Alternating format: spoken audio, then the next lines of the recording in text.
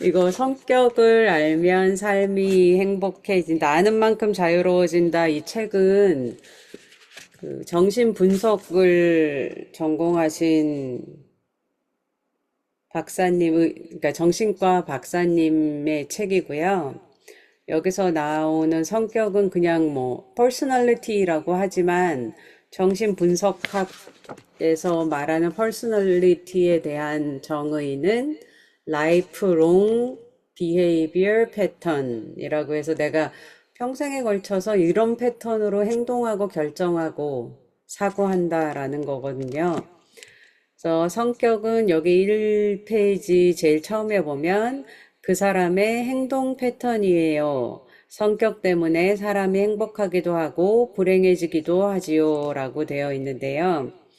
근데 이 박사님이 책 서문에서 뭐라고 얘기를 하시냐 하면 1장에서 처음에 이 책을 읽으면서 읽다가 어,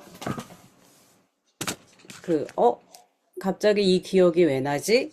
뭐 이런 일이 많을 거래요. 그러면 그런 것들이 생각날 때 그걸 중요하게 여기고 기억하고 있으라고 얘기를 하더라고요. 그래서 기억하고 있으면 이것들이 정신분석학적으로 자기의 문제들을 돌아볼 수 있는 계기가 될 수 있다라고 얘기를 하시고요. 성격이 라이프롱 비헤이비얼 패턴이라고 하는데 이제 일생 동안 지속되는 행동 패턴인데 어떤 사람들이 이제 행동하거나 결정하거나 사고하는 방식들 얘기를 하시면서 이제 본인의 여행 경험을 얘기를 하시는데 어떤 사람은 새벽 4시에 차가 출발한다. 아니, 새벽 6시까지 차가 출발해야 되니까 다 차로 모여주세요 하면 새벽 4시부터 아예 밤을 꼴딱 새고 자기 늦을까 봐 나와서 버스에 앉아 있는 사람이 있는 반면 6시가 넘었는데도 안 나와서 들어가 봤더니 그제서야 일어나가지고 샤워하고 나오던 사람이 있었다. 그리고 뭐 어디 식당에 가서도 밥을 먹는데 밥을 다 먹고 커피 마시고 디저트까지 다 먹고 가이드가 이제 출발해도 되겠죠? 그랬더니 저 커피 한 잔만 더 마시고요. 그 사람이 꼭 그러다라는 거예요. 그리고 그 새벽 4시부터 버스 탔던 분은 뭐가 나오면 빨리 먹고 앉아서 기다리고 빨리 먹고 앉아서 기다리고 자기 나가는 시간에 자기가 민폐 끼칠까 봐 그분은 여행 내내 그런 식으로 행동하고 또 늑장 부리고 자기 하고 싶은 대로 하는 사람은 또 여행 내내 그렇게 했다라는 거죠. 그래서 이렇게 하는 게 바로 그 사람의 행동 패턴이고 성격이라고 얘기할 수 있는데 이제 뭐 안 믿는 사람들이나 뭐 이런 사람들은 뭐 팔자소관이다, 운명이다 뭐 이런 식으로 얘기하지만 이 정신 분석에서는 성격소관이다라고 얘기를 한다고. 그래서 이 남에게 민폐 끼칠까 봐 하는 사람은 이 민폐 끼치는 사람을 절대 이해할 수 없고 민폐 끼치는 이 사람은 저 사람 왜 저렇게 빡빡하게 살지라고 절대 이해를 못 한다는 거예요. 그런데 이런 성격이 영적 성장과도 관계가 있더라는 거죠.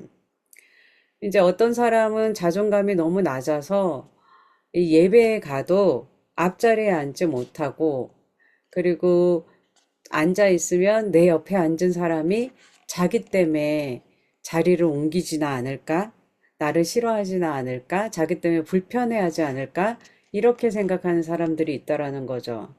그런데 자존감이 높은 사람은 뭐 말 그대로 그리스도인들의 자존감, 하나님이 나를 가장 소중하게 여기셔서 그 아들의 목숨까지도 내어준 난 그런 존재야 라고 생각하는 그런 사람들은 이제 뭐 자기에게 호감을 느끼지 않는 사람이 옆에 있어도 처음에는 몰라도 여기에 보면 책에 보면 27페이지 중간쯤에 처음엔 몰라도 알면 알수록 나를 좋아하게 될 거야 라고 생각을 한다는데 뭐 거기까지는 아니더라도 나를 싫어하는 사람에 대해선 저 사람 왜 저러지?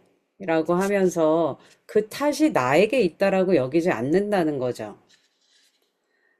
그래서 자기를 자존감이 낮아가지고 사람들이 나를 싫어할 거야 라고 여기는 사람은 하나님도 나를 싫어할 거야 라고 여기면서 하나님을 피해 다니고 하나님께 감히 나아가지 못하는 그런 영적인 이 걸림돌 역할을 하게 된다라고 얘기를 하고요.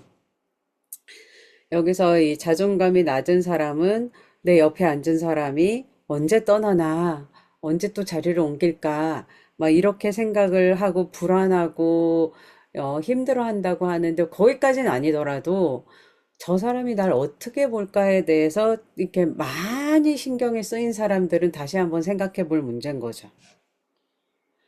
그래서 이런 낮은 자존감은 영적 성장도 방해를 한다라고 얘기를 하고요. 이렇게 자존감이 낮은 사람은 친구에게 연락을 할 때도 아, 내가 이거 연락을 했다가 저 친구가 일하다가 방해받지 않을까? 뭐, 아, 지금 시간에는 바쁜 시간인데 저 친구가 내 전화를 받으면 싫어하지 않을까? 이런 식으로 하면서 이렇게 뭐 안부를 전한다거나 이런 인사를 하는 그런 시기도 놓쳐버릴 때가 많다라고 얘기를 하고 이제 30페이지에 보면 이 낮은 자존감을 가진 사람의 대인 관계에 대해서 예를 들면서 시어머니와 며느리의 예화가 나오는데요. 이제 며느리가 음식을 잘 못하고 처음에 뭐 아무것도 모르는 상태에서 왔으니까 이제 시어머니가 혼을 내는 거죠. 너는 뭐 도대체 음식도 하나 못하고 뭘 배워서 온 거냐?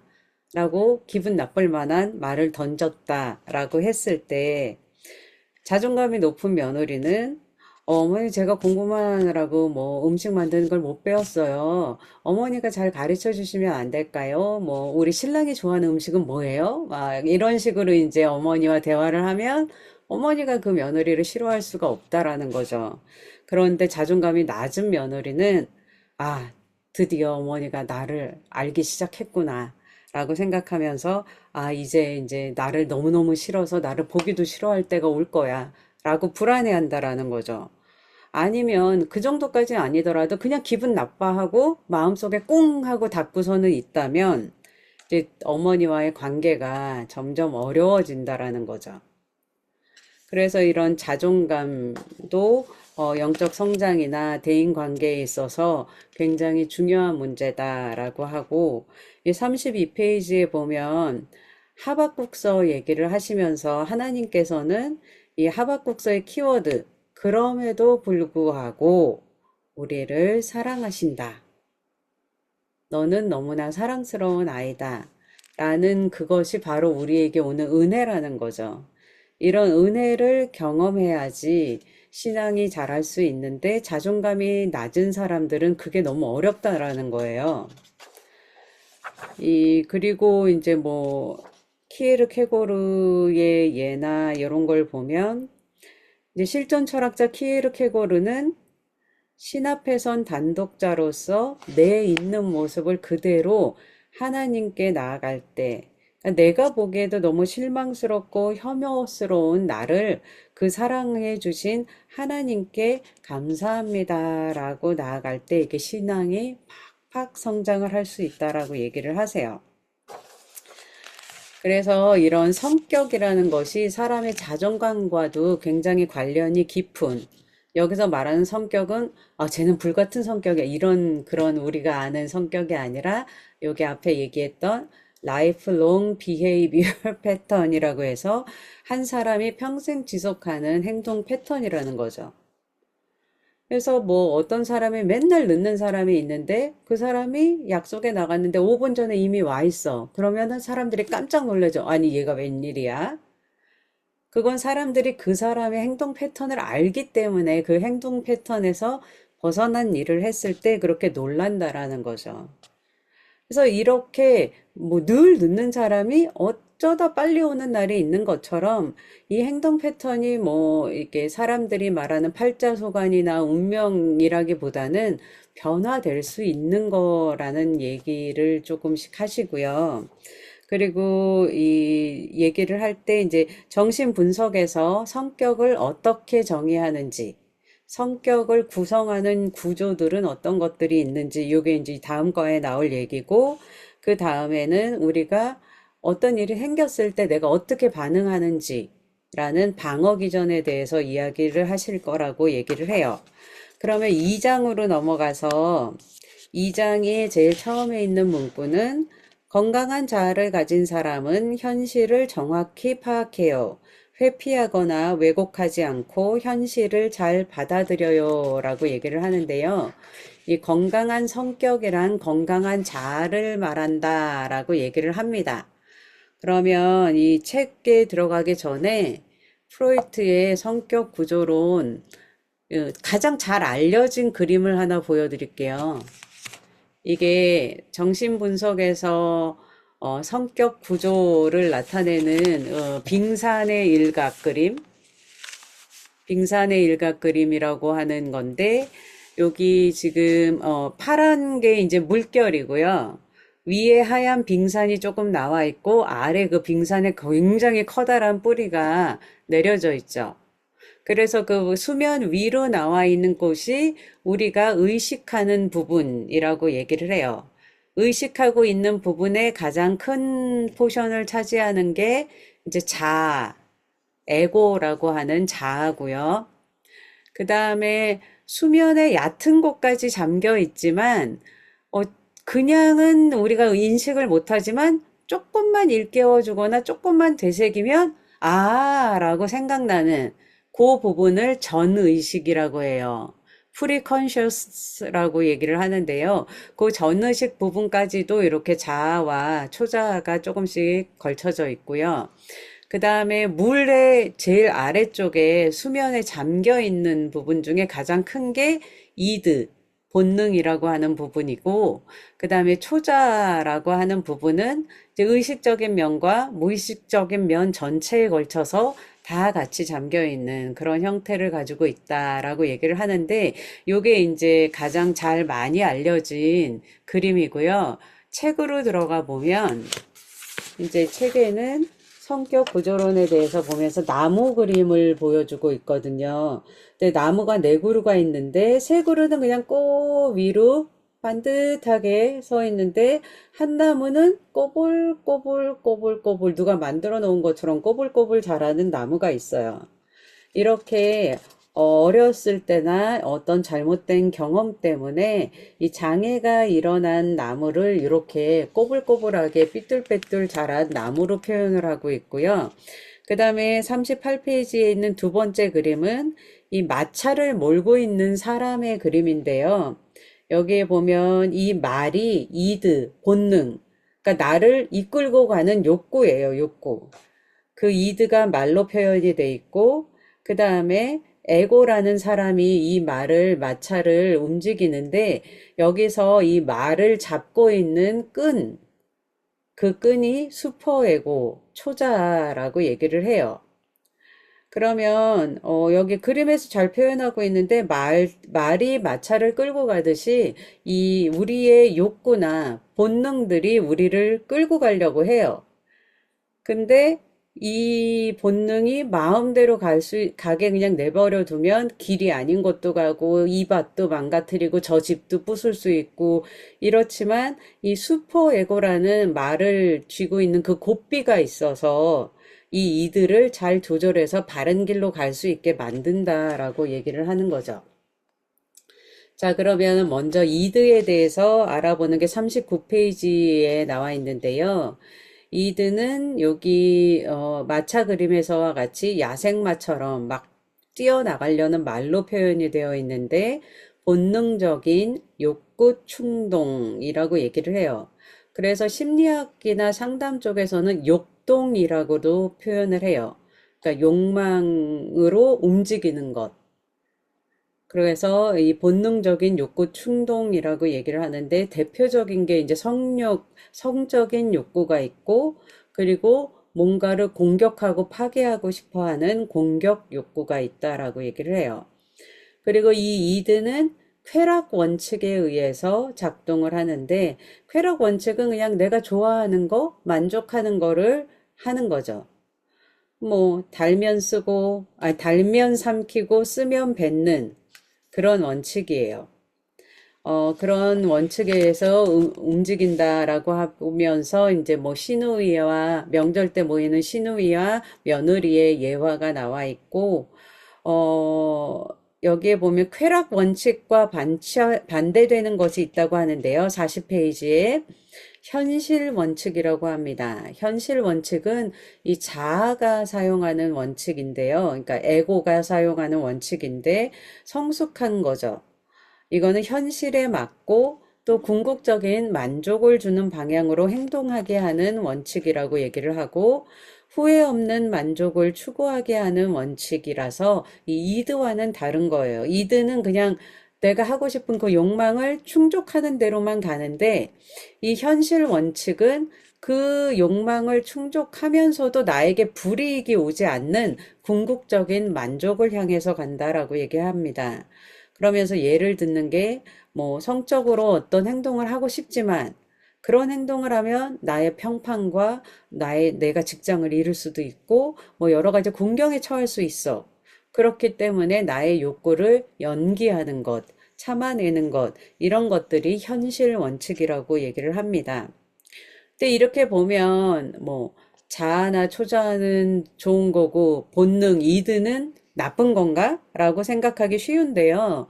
여기서 얘기하는 이런 욕구가 있어야지 사람은 뭔가를 해요. 그래서 뭐 약간 명예를 취하고 싶은 욕망이 있어야지 그걸 위해서 내가 뭐 공부도 열심히 해서 학력도 쌓고 열심히 일을 해서 성취도 하고 이런 것과 같이 이런 욕망이 없이는 사람이 성장할 수가 없고 뭔가를 행하지를 않기 때문에 이 이드는 나쁘다기보다는 이 잘 관리만 하면 나의 에너지의 근원이 되는 거예요. 그래서 이드가 없는 사람들은 사는 맛도 없고, 뭐 우울증에 걸린 사람처럼 좀 무기력하고, 하고 싶은 것도 없고, 할 수 있는 것도 없다라고 느끼죠. 여기에 보면 이제 이 선생님께서 나이가 많으신 분이라 가지고, 언어들이 약간 이렇게 남성의 관점으로 굉장히 많이 좀 편중되어 있는 부분들이 있긴 있는데요. 어, 그러니까 실제로 이 선생님을 찾아온 환자 중에 대학생 때 자기가 좋아하는 사람이 생겼는데 그 자매를 이 다른 또 동급생 친구가 좋아한다는 걸 알게 됐다는 거예요. 그러면 자기가 이 여학생하고 사귀어 버리면 이 친구가 상처를 받게 되니까 그냥 이 자기가 관심이 있고 호감이 있었음에도 불구하고 쌀쌀맞게 굴어서 이 여학생을 끊어버렸다라는 거죠. 그래서 이 여학생이 그 딴 좋아하는 남학생하고 남자친구, 여자친구가 돼버렸다는 거예요. 그리고 나서 자기는 우울했대요. 이런 경우가 이드의 욕구를 너무 과하게 억압을 했기 때문에 이 사랑을 연결할 수가 없었다라는 거죠. 그리고 이 공격성, 이드가 갖고 있는 공격의 욕구, 공격하려는 욕구는 이 가족들을 적으로부터 보호해주는 기능을 하는데, 이드가 너무 억압된 사람들은 가족조차도 보호를 할 수가 없는 아주 무기력하고 나약한 보호자가 될 수밖에 없다라고 얘기를 하는 거죠. 그러니까 이렇게 정신분석학을 그냥 이렇게 얼핏 본 사람들은 이드는 안 좋은 거고 나쁜 거야 라고 생각을 하는데 절대 그렇지 않다라는 거죠. 그리고 자아에 대해서 나오는 게 42페이지부터 나오는데요. 이 자아의 주요 기능은 현실을 인식하는 거라는 거예요. 그러니까 설교 시간에 소리내서 하품을 하면 안 되는 거죠. 이런 것들을 인식을 하는 게 자아가 하는 일이라는 거예요. 보면은 이 자아가 건강하지 않은 사람은 현실 감각이 많이 파괴가 되는데 이 현실 감각이 많이 파괴된 사람들은 정신분열증에 빠질 수가 있다라고 얘기를 하고요. 이제 환자 중에 뭐 발가벗고 나는 하나님이 보낸 사자다 그러면서 막 뛰어다니던 대학원생이 있었대요. 근데 이 친구를 치료하다가 보니까 이 사람은 과도한 죄책감을 갖고 있었던 거예요. 초자아가 본능을 너무나 억압을 해서 뭐만 조금만 해도 죄책감이 너무 크다 보니까 이 사람이 그걸 견디지 못해서 견딜 수가 없어서 자기 자신 현실을 부정해버리고 자기가 하나님의 사자다. 그래서 나는 벗고 다녀도 아무렇지도 않고 창피하지도 않아. 이런 이 정신 분열증이 생겼다라는 거예요. 근데 이 친구도 뭐 다 낫고 나서는 뭐 공부 열심히 해서 박사 받고 아주 훌륭한 교수가 됐다라고 이렇게 얘기를 하시면서 그러니까 이런 게 이제 중간에 과도하게 왔을 때 생기는 부작용들이라는 거죠. 그 다음에는 이제 초자, 슈퍼에고에 대해서 43페이지에서 얘기하시는데요. 이 이드의 욕구가 올라올 때 마음속에서 작동하는 초자라는 기능이 있는데, 초자는 양심의 기능이고, 자기를 비판하고 감독하는 기능이라고 얘기를 해요. 그러니까 이드와는 초자가 늘 항상 대립 관계에 있게 되는 거죠. 이 44페이지에 있는 그림을 보면 이제 하얀 양복을 입은 멀끔하게 생긴 신사로 표현되는 초자가 있고, 그리고 다른 한쪽에는 막 청바지에 배꼽 나오는 나시티를 입은 건달같이 생긴 이드가 있어요. 그리고 그 가운데, 그 두 사람의 가운데에 그냥 평범해 보이는 에고라는 자아가 있는데, 이 슈퍼에고와 이드는 각각의 반대 방향을 향해서 가면서 이 에고를 끌어당기고 있어요. 그래서 이 에고가 발이 땅에서 붕 떠 있는 상태예요. 이런 상태를 갈등 상황이라고 얘기를 합니다. 그래서 이드는 욕구를 채우는 쪽으로 가자고 하고 초자아는 도덕적으로 이게 옳아. 이렇게 하면 안 돼. 라는 쪽으로 가려고 하는 거죠. 이럴 때 자아가 건강하다면 이렇게 발이 붕 떠서 어쩔 줄을 몰라 하는 게 아니라 나약한 자아는 발이 붕 떠서 어디로 가지도 못하고 어쩔 줄 몰라 하지만 건강한 자아는 발을 땅에 딛고 건강한 판단을 한다는 거죠. 그래서 자아가 현실을 파악하고 결정해서 어떤 행동을 할지 선택을 하는데 이렇게 선택을 할 때 이 갈등이 해소된다는 거예요. 그리고 불안도 사라지고 일도 능률적으로 할 수 있게 되는 이 자아가 건강한 사람들이 이런 일들을 한다는 거죠. 근데 이런 저울질과 판단이 대부분 무의식적으로 일어난다라는 것에 우리가 이제 생각해 볼 문제가 있는 거죠. 그래서 46페이지에 보면 성격의 세 가지 구조에 대한 요약이 나오는데요. 중간쯤에 보면 이드는 본능적인 욕구 충동이에요. 초자아는 자신을 감시하는 기능을 갖고 있어요.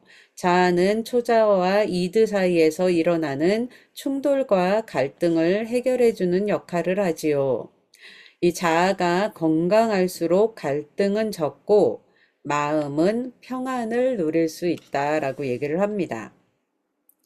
근데 여기 이 46페이지에서부터 나오는 이 예화를 보면 이제 할머니와 같이 3대가 사는 집안인데 할머니가 이 손자가 엄마에게 엄마 나 떡 먹고 싶어요. 떡 좀 해주세요 라고 얘기를 했는데 할머니가 떡은 안 돼. 우리 집에서 떡은 절대로 할 수가 없어. 라고 얘기를 했을 때 갈등이 생기는 거죠.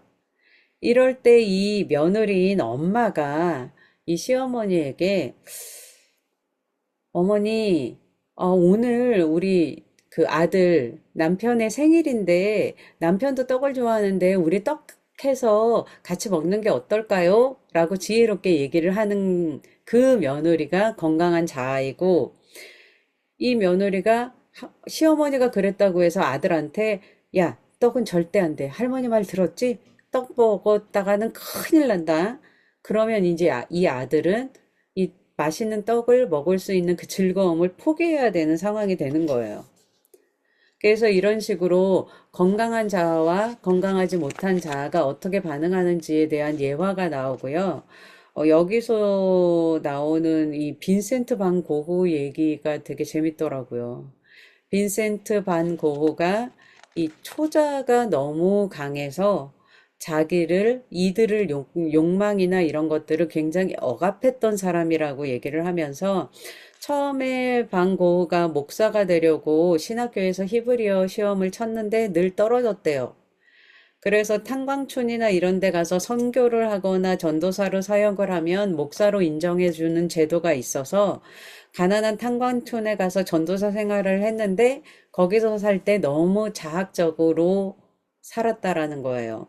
뭐 침대 매트리스나 따뜻한 이불 같은 건 다 가난한 광부들에게 줘버리고 자기는 맨바닥에서 덜덜 떨면서 살았다라고 얘기를 하면서 그런 식으로 자기를 자학하고 자기를 낮추고 자기를 학대할 정도로 히브리 시험에서 떨어졌을 때마다 자기 몸을 회차리로 때리고 결국은 37의 젊은 나이에 뭐 많은 논란이 있기는 하지만 자기 스스로 총을 쏴서 자살했다라고 전해지고 있죠.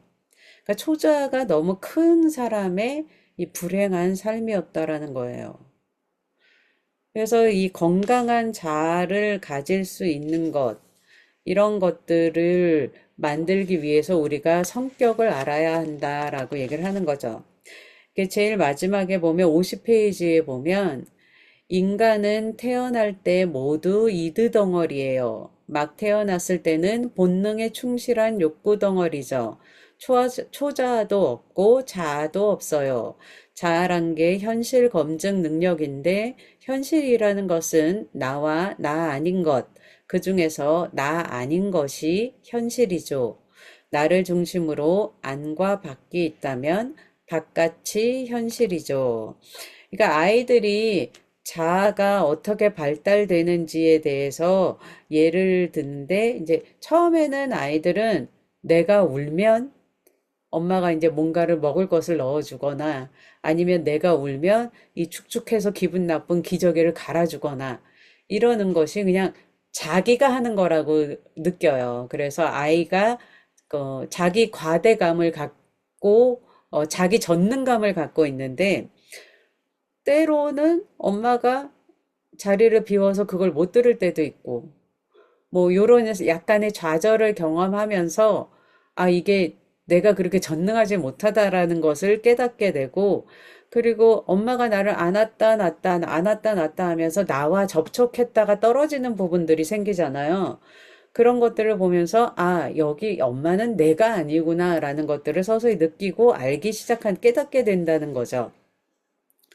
그래서 이 건강한 자아를 가진 사람들은 이렇게 건강한 발달 단계를 거치면서 현실을 정확하게 파악하고 회피하거나 왜곡하지 않고 현실을 잘 받아들이는 그런 기능을 하기 때문에 이게 정신치료는 이런 자아의 기능을 강화시켜주는 과정이라고 설명을 주고 있어요. 여기 51페이지에 보면 아이가 신발을 안고 너무너무 기분 좋은 표정을 짓고 있는 그림이 있는데요. 이 그림의 제목이 만족이라고 얘기를 해요. 근데 이 아이를 가만히 살펴보면 이 신발에 구멍도 나 있고 약간 좀 옷도 그냥 단출한 옷을 입고 있는 아이인데 이 그림은 전쟁 고아인 아이가 적십자사에서 오신 고마운 분들이 새 구두를 줘서 그것을 가지고 얼마나 만족해 하는지 그 표정을 그려놓은 그림이에요. 그러니까 이런 만족한 삶을 사는 삶이 그러니까 나의 상황과 환경에 상관없이 작은 것에도 감사하면서 평화롭고 안정되게 살 수 있는 게 이 건강한 자아의 역할이라는 거죠. 그런데 52페이지에 보면 초자아의 형성에 보면 이 초자아는 뭐 여기서는 아버지의 역할이 굉장히 중요하다라고 여기 말씀을 하시는데요. 지금은 사회 구조가 많이 바뀌었기 때문에 특별히 뭐 아버지의 역할이라기보다는 양육자의 역할이 중요하다라고 여기 책에서는 초자를 만들 때 아버지의 태도가 중요하다고 생각하는데요. 뭐, 제 나이 때는 아버지의 태도가 중요하다고 할 수도 있겠지만, 지금의 아이들에게는 아버지의 태도도 중요하지만, 어머니의 태도도 중요하고, 이렇게 양육자의 태도가 중요하다라고 얘기를 하죠. 그러니까 예전에는 대부분 어머니는 너그러운 역할, 받아주는 역할, 사랑을 베푸는 역할을 했고, 아버지는 통제하고 훈육하고 엄격한 역할을 많이 했기 때문에 초자 형성에 아버지의 역할이 중요하다라고 하지만, 요즘에는 이제 부부가 다 같이 양육을 같이 하는 경우가 많기 때문에 두 양육자의 역할이 초자 형성에 중요한 역할을 한다라고 볼 수 있습니다. 여기에 예로 나오는 그림에도 예가 있는데요. 아버지가 이제 뭐 도로에서 시멘트 같은 거를 까는 그런 일을 하시는데 아버지가 열심히 시멘트를 깔아놨는데 아들이 그 채 마르지 않은 그 시멘트를 밟고 지나온 거예요. 그러면 그때 이 아버지가 어떻게 반응하느냐가 아이의 초자 형성에 중요한 역할을 한다라는 거죠. 그러니까 아버지가 이 아이를 후려치면서 너 아버지가 힘들게 일했는데 이렇게 발자국을 만들면 안 돼, 이 나쁜 놈! 이렇게 얘기를 했다면 이 아이의 이 초자는 화를 잘 내는 가혹하고 처벌적이고 합리적이지 못한 그런 초자가 형성이 된다라는 거예요. 그런데 이 아버지가 아이를 번쩍 안아서 밖으로 내놓고, 아이고, 이 녀석아, 아버지가 이렇게 해놨는데 이러면 어떡해. 저쪽에 가서 놀렴. 그렇게 하고선 다시 그 망가진 곳을 고치셨다면 합리적이고 관용적이고, 그런 포용하는 그런 초자아가 생긴다라는 거죠.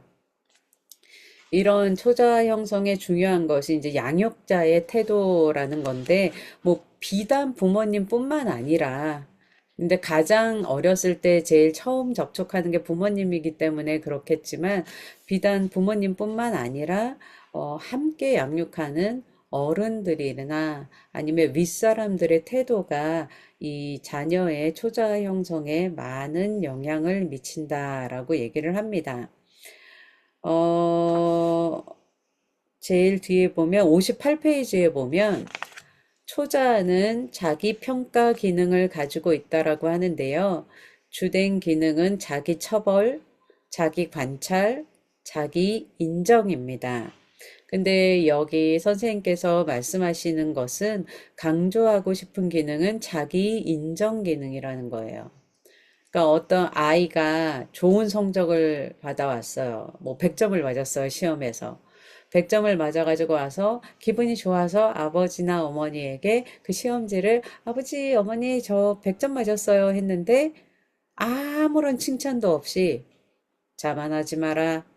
이렇게 얘기를 했다면 이 아이의 초자아는 자기를 인정하지 않고 계속해서 더 잘해야 되고 그러니까 자기 처벌과 자기 관찰 기능만 강해지는 경우가 된다라는 거죠.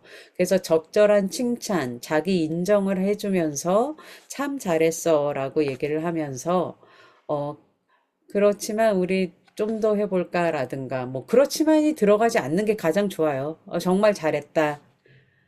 너 굉장히 수고 많았구나. 굉장히 열심히 했구나. 아이고 기특해라. 이렇게 칭찬하는 말도 굉장히 중요하다라고 하는 거죠. 그러면 이 초자가 너무 약한 경우는 또 어떤가? 그러니까 초자가 너무 컸을 때는 자기를 억누르고 뭐 이렇게 가혹하고 뭐 이런데 초자가 너무 약한 사람들은 어떤 경우인가?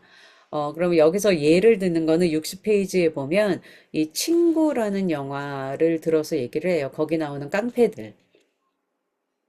그러니까 친구를 칼로 찔러 죽이고도 죄책감이 없는 사람들. 근데 이제 이런 경우가 실제에도 많이 있다라는 거죠. 이 선생님이 군의관으로 있을 때 신체 검사하면서 그때는 이제 몸에 문신이 있는 사람들은 무조건 정신과에 가서 진료를 받게 했대요. 근데 한 친구가 왔는데 뭐 팔에는 담배 지진 그런 자국들 줄줄이 있고 배에도 엄청 큰 흉터가 있는 그런 친구가 왔는데 이게 어떻게 된 거냐 했더니 자기가 극장 앞에서 어떤 놈하고 막 싸우는데 한 신사분이 자기만 말리더라는 거예요. 그래서 화가 나서 횟집에서 칼을 들고 그 신사를 캐버렸다라는 거죠. 그리고 나서 경찰들이 막 와서 자기를 잡으려고 하니까 자기 스스로 그냥 배를 이렇게 쭉, 약간 이렇게 표현하기가 그렇네요. 그랬다는 거예요. 그래서 생긴 흉터라고 아주 자랑스럽게 얘기를 하더라는 거예요. 이런 사람들은 초자가 망가져서 너무 연약하고 아예 없는 것 같은 그런 사람들이라는 거죠. 이 선생님은 61페이지에 보면 초자가 마음속에 제대로 만들어지지 못한 사람들을 사이코패스라고 얘기를 한다고 합니다. 그러니까 뭐 죄를 지어놓고서 뻔뻔한 사람들, 뭐 사이코패스나 소시오패스나 이런 쪽에 많이 해당된다라고 하는 거죠.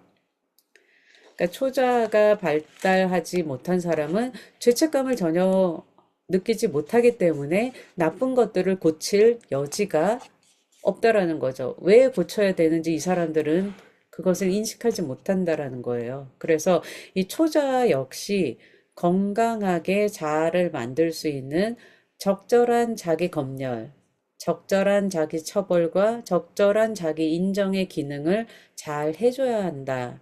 근데 이 초자에 영향을 미치는 것은 가장 크게는 양육자다. 그래서 뭐 이 초자와 자아, 그러니까 본능을 제외하고는 초자와 자아는 이 양육자의 영향을 많이 받는 것 같아요. 왜냐하면 어린아이는 너무 무기력하고 본인 스스로 할 수 있는 게 없기 때문에 환경의 영향을 굉장히 많이 받기 때문에 이 양육자의 태도와 또 어떻게 대하는지 반응 양식 이런 것들이 가장 중요하다라고 얘기를 하고 있습니다. 이게 이제 1장과 2장 62페이지까지의 이야기고요.